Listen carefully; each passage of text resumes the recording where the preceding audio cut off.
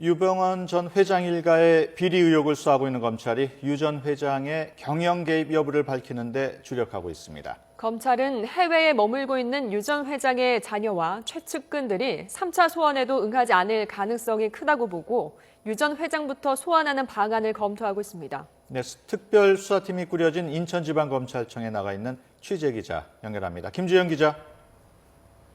네, 인천지방검찰청입니다. 네, 검찰 수사 상황 어떻게 진행되고 있습니까? 네, 인천지검 특별수사팀은 오늘도 유병언 전 회장 일가의 계열사 관계자들을 불러 조사하고 있습니다.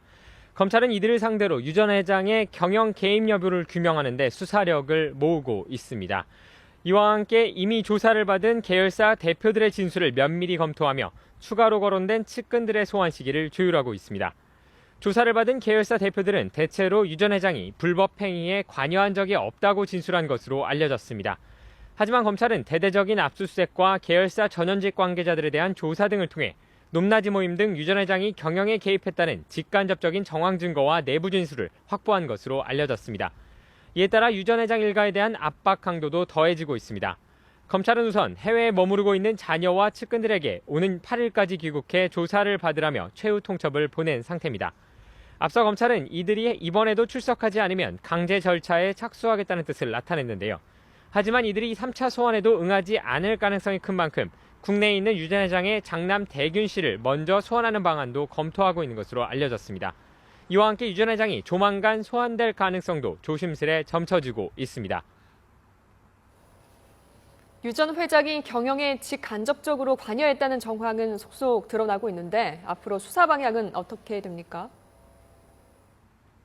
네, 검찰은 청해진 해운의 부실 경영과 이번 세월호 사고가 무관하지 않다고 보고 있습니다.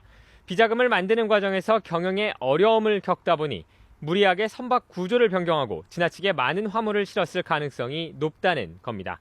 이에 따라 이번 세월호 사고 관련 피해자들의 손해배상을 위해서는 유 전 회장 일가의 자금을 명확히 밝히는 것이 중요하다고 보고 계열사를 중심으로 자금 흐름을 캐고 있습니다. 이미 각 계열사 자금이 유 전 회장 일가로 흘러들어간 정황은 확보된 상태입니다.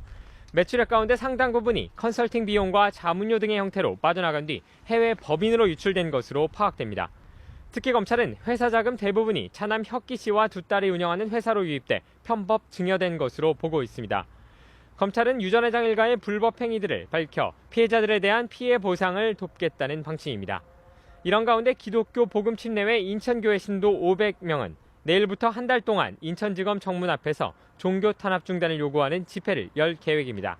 인천지검은 이에 대해 청해진 해운과 관계사들에 대한 수사는 법과 원칙에 따라 진행되고 있다며 집회와 시위 과정에서 불법 행위가 발생하면 엄정히 조치하겠다고 밝혔습니다. 지금까지 인천지방검찰청에서 YTN 김주영입니다.